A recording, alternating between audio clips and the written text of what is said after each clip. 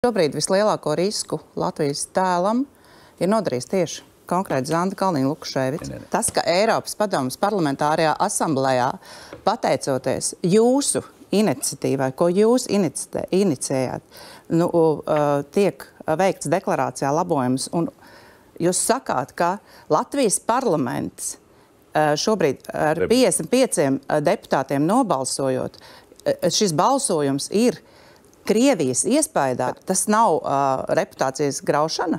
Man jāsaka paldies tikai, ka kolēģi manu spējas ietekmēt starptautisko politiku novērtē ļoti augstu, ka man spēju, sēžot Saeimas sēdē, panākt, ka Eiropas padomes parlamentārā asambleja vienprātīgi apstiprina rezolūciju, kuru tajā dienā papildina ar vienu teikumu, piedēvē man, bet es domāju, jā, bet kā jūs nonācāt līdz tam teikumam? Jūs bijāt trešdien, jūs bijāt trešdien tur, tikāties ar savu politisko grupu, un jūs bijāt tā, kas savai politiskai grupai ierosināja šo priekšlikumu aiznest līdz plenārsēdei.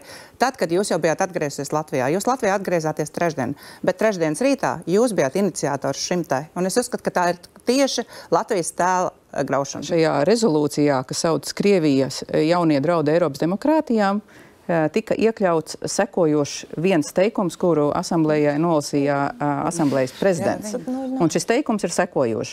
Dezinformācijas kampaņas Latvijā saistībā ar Eiropas padomes konvenciju par vardarbību pret sievietēm un vardarbību ģimenē novēršanu un apkarošanu ilustrē to, kā Kremļa propagandas naratīvi tiek izmantoti, lai polarizētu sabiedrību un grautu demokrātiju.